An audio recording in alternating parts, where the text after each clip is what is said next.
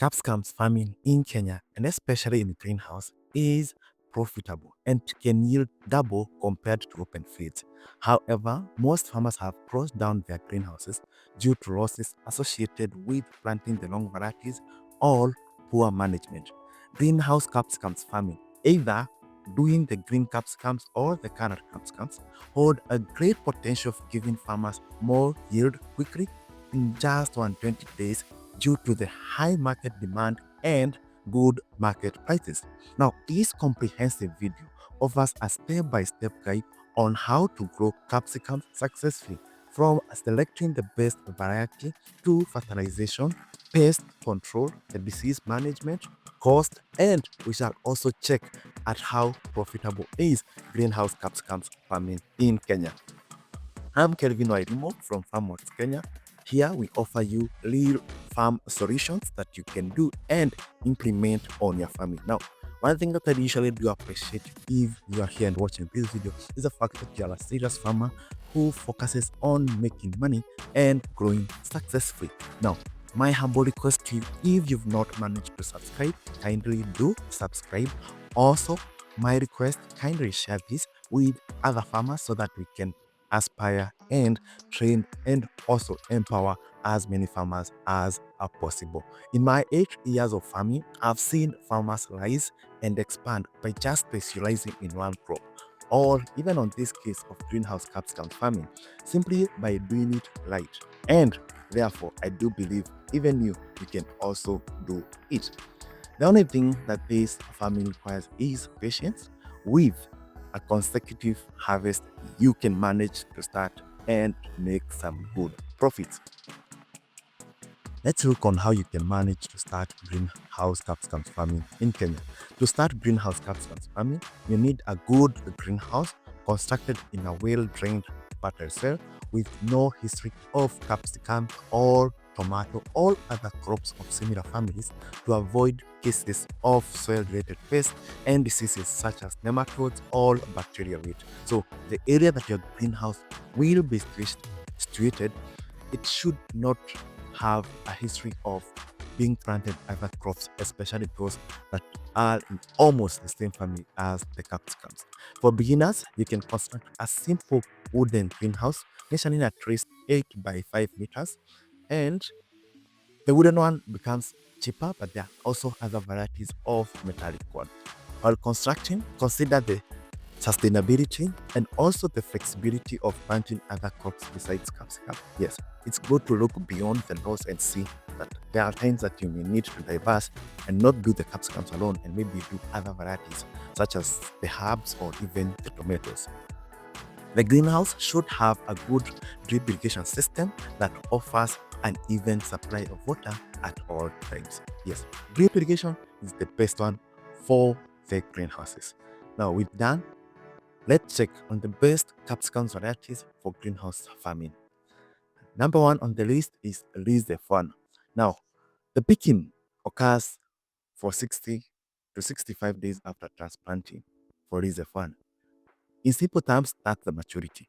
It has a yield potential of 70 to 80 tons per acre under optimal conditions, and individual fruit can weigh between 220 and 260 degrees. The fruit that is produced is very attractive, very compact with thick walls and vibrant red color. It also has a good disease resistance against the potato virus, tomato mosaic virus, bacterial wilt, and peppermint mild mottle virus. The next one is Milky F1 Yellow. It is one of the best dark yellow brocade hybrids. It has an early maturity of 50 to 55 days after transplanting, has high vigor and a good canopy. It has good tolerance to powder mildew and bacterial wilt diseases, has a firm fruit with smooth and deep yellow at maturity. Fruits also have a thick pericarp, hence good for keeping quality. And each fruit can weigh between 180 and 200 grams with a yield potential of 20 to 35 tons per acre. The other one is Commandant F1. It is a brocky hybrid pepper that eventually turns red at full physiological maturity. It has red fruit on maturity and a fruit size of 220 grams, which is broken in square with a yield potential of 25 to 30 tons per acre in an open field and 50 to 60 tons in greenhouse, and a post-harvesting shelf life of 21 days, meaning it can stay for a period of more than 21 days after harvesting. The other one is called F1. This is another very good vigorous and cold-tolerant broccoli pepper. It is ideal for greenhouses with a spacing of 60 to 45 centimeters. It has a maturity of 90 days from transplanting, fruit weight of 220 to 240 grams, yield potential of at least 4 to 5 kg per plant, and a greenhouse of 240 square meters holds at least 900 plants, while the one of 120 square meters, now that one holds 450 plants. It's compact leaves and has a rapid internal growth, long shelf life, very good fruit setting, mature green fruits that turn deep red colored fruits rapidly. It has good resistance to tomato mosaic virus and tomato spotted wilt virus. The other one is Minerva F1, a very good, vigorous, uniform, and early yellow block pepper, ideal for greenhouses with a spacing of 60 by 45. A maturity of 75 days, this is after transplanting, a fruit weight of 120 to 150 grams. Now, this fruit weight is often achieved depending on how well you manage your crop. It has a yield potential of 10 tons per acre, ideal for both greenhouses and open field. It has deep green colored fruits, standard glossy green broccoli fruit, a plant population of around 19,700 per acre, and has good resistance to tomato mosaic virus, downy mildew, purple brotch tolerance, and the cyanine tolerance. Now, with those varieties, let's check on how you can manage to plant the capsicums in greenhouses.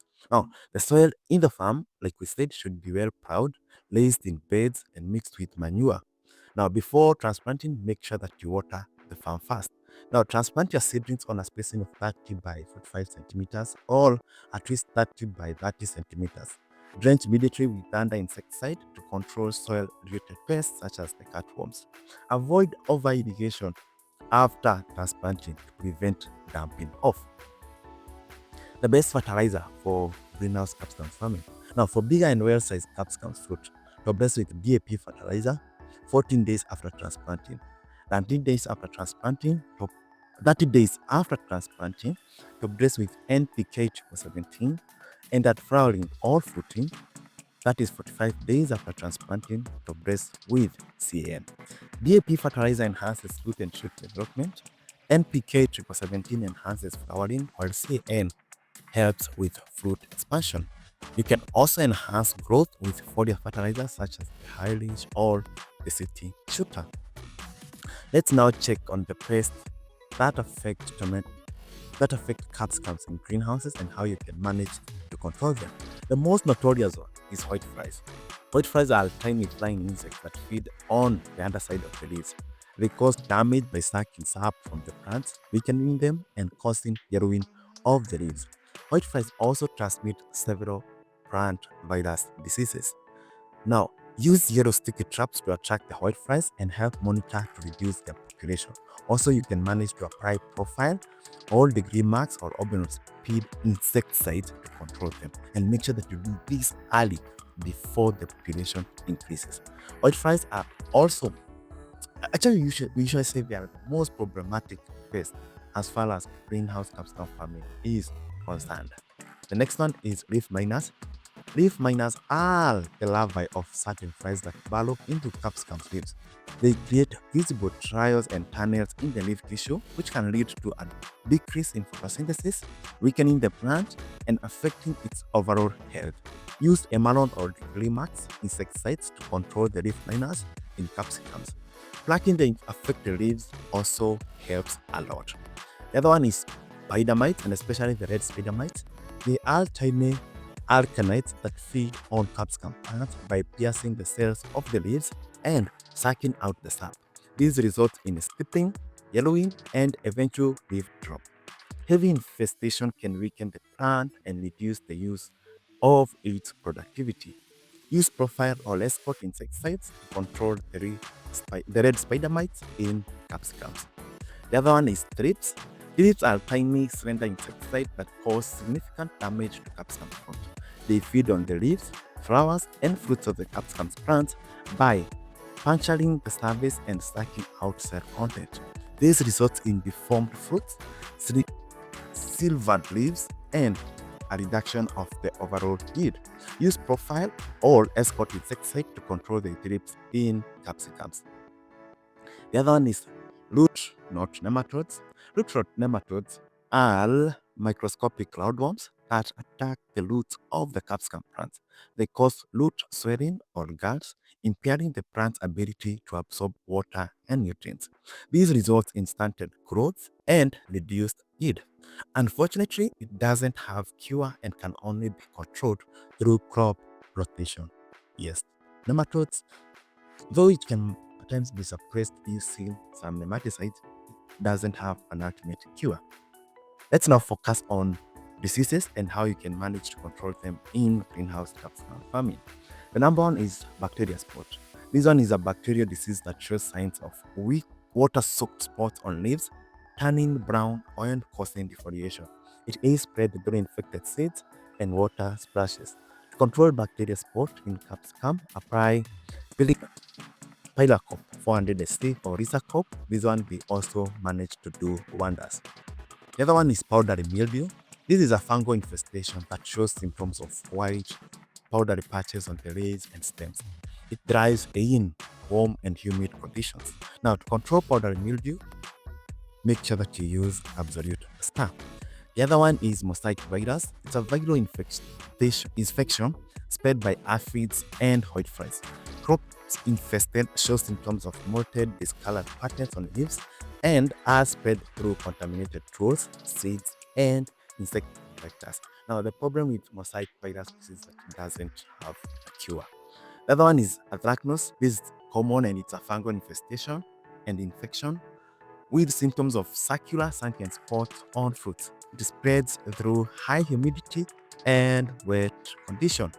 Finally, we have the Phytophthora blight. It is a soil-borne fungal pathogen with symptoms of wilting, root rot, and water-soaked lesions on stem. It spreads through overwatering and poor drainage. Now, we've checked in on all of that. It's now time to check on cost and the profit that you can manage to make from this farming. Now, this we shall make it as simple as possible. The cereals on average 10,000 shillings, and this cost does not include the cost of constructing the greenhouse. No, all the deep irrigation and all that setup. No. So we have the seeds at 10,000 shillings, fertilizer at 5,000 shillings, chemicals at 7,000 shillings, labor at 40,000 shillings, and other costs.